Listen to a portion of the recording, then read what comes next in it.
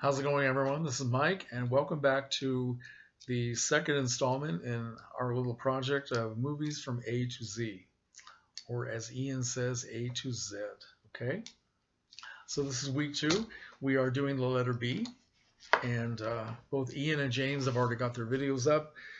Ian did the new Blade Runner film, which is turning out to be one of his favorite films, and James talked about the classic um, Dario Argento Giallo, which is called The Bird with the Crystal Plumage from the year 1969 or 70, one of the two, which is also a very good film. Haven't seen the new Blade Runner film yet, but Ian has me convinced that I need to check it out. So I'm going to see if I can rent it. And I also told him that I would probably watch the original Blade Runner again because I've only seen it once, had a very bad experience with it because I saw it in a theater where the place was filled with like 400,000 Blade Runner freaks who could not stop talking and shouting out, and it was very distracting. So I didn't enjoy the film that much at all. So, but as far as the Bird with the Crystal Plumage, I've seen that a couple of times. That is a very, very good mystery story, very well done, and even the violence is well, it is Argento after all, but I think it was his first film, so he was a little bit subdued when he did that. It wasn't quite so, you know, bloodthirsty, I guess. So anyway, two good movies from Ian and James, and I hope that other people will take part and join us in our little project. The movie I'd like to talk about is a silent film from the year 1928 called Beggars of Life. Beggars of Life, released by Paramount Pictures and directed by William Wellman, great director. The stars of the film are Wallace Beery, Richard Arlen, and Louise Brooks. Now, Louise Brooks is the reason why I wanted to see this because I'm a big fan of hers. She's sort of a magical name and a magical face from the silent era and the early sound era as well. And if you want to know more about Louise Brooks, and if you maybe haven't seen any of her films yet, you might also want to check out this wonderful book of her essays, which is called Lulu in Hollywood. And in fact, it has a long essay in here called, let's see, what is it called? On the Road with Billy Wellman, that talks about the filming of Beggars of Life. Okay? This is a very, very serious film, and it has to do with a man. We find out later on that his name is Jim.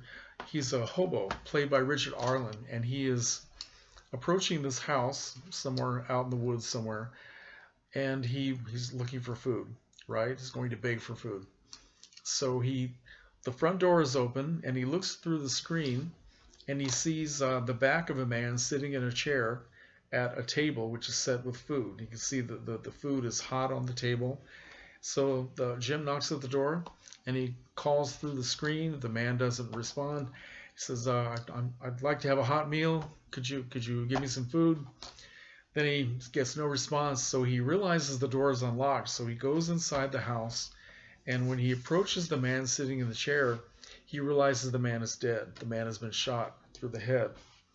So he kind of freaks out, doesn't know what to do. Then he hears a noise on the staircase, and he looks up and he sees a young woman played by Louise Brooks. We find out later her name is Nancy. And Nancy is dressed in man's clothes with a man's hat, and she's looking very frightened. Well, she comes down the stairs and she talks about what happened. It turns out this old man had adopted her when she was an orphan, and she's been living with him for several years. Now she's pretty much grown up, and she said that the man was always trying to get familiar with her sexually, and that morning he tried to rape her, and she shot him. So the young man at first starts to leave. He doesn't want any part of a murder or anything like this. But then he turns around, he feels sorry for this young woman, decides to take her with him so that they can hop a train and get away. And he suggests that they make their way to Canada. He's planning to go to Canada, where he has an uncle and he could work up there. And he says if you get across the border, then they won't be able to they probably won't cross the border to try to find you. You'll be safe. So they get together, and I'm not going to tell you much more about the plot than that. That's the bare bones of how it begins. but it has to do with these two people um, taking taking care of each other as they, well, I don't want to put it that way, just learning to care for each other. Let's put it that way. As they make their way into the hobo jungle, this man is trying to protect this young woman by making everyone think that she is his younger brother. And of course, that ruse doesn't go on very long, because into the hobo jungle comes Wallace Beery, playing a character named Oklahoma Red, who immediately becomes the leader of the hobos just because he has such a forceful masculine personality, and he also has a bunch of liquor that he's stolen from somewhere, so they all gravitate toward this guy. So when it's found out that this young woman is really not a young guy, of course everything changes in the way men look at women, the way they treat them, the way they fight over them, and that causes most of the drama in the film. And there are a lot of things going on. Very, very well made. Again, very serious. The cinematography is actually quite beautiful. Let's see, the cameraman, I think it's listed on the back here.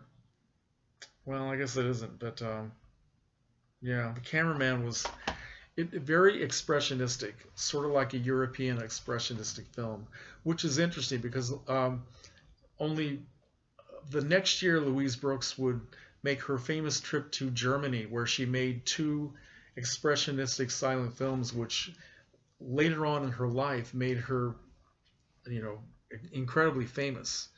And this is a very well-made film, and she gives a very good performance. Now, Louise Brooks had been an actress since 1926, when she was 19, and had done a lot of small parts in films, were mainly flappers and just very sexy young girls who were gorgeous and always dancing and flirting and things like that. But she finally got a chance to do something that was very dramatic, and it shows what a good actress she really was, and a good actress she could have been if she had gone on and made a lot of sound films.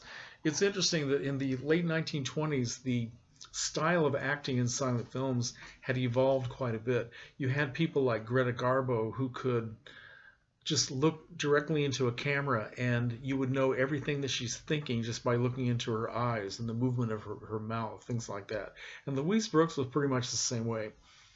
Women like that did not do a lot of the fluttery gestures and the eye rolling and the overdramatic gestures and movements of actresses and actors in the early days, such as Theda Bara and Mary Pickford and even Lillian Gish. Now, Lillian Gish, by the late 1920s, she was also evolving as an actress. And the acting style of Wallace Beery and Richard Arlen is very, very progressive. It's very much like what you would see in a sound film.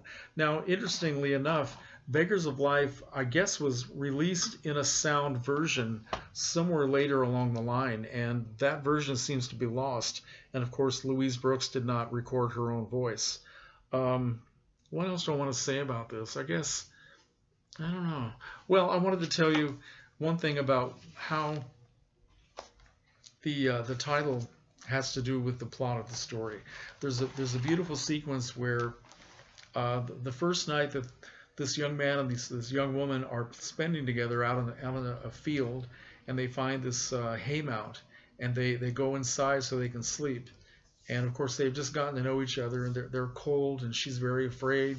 He's trying to calm her down, and this sequence, like another maybe two sequences in the film, has a blue tint, so it's quite beautiful, very, very beautiful effect. But he's talking to her, and he says, "Ain't it funny when you think of the millions of people in warm houses and feather beds, and us just drifting around like clouds? But I guess it's about even when you boil it down.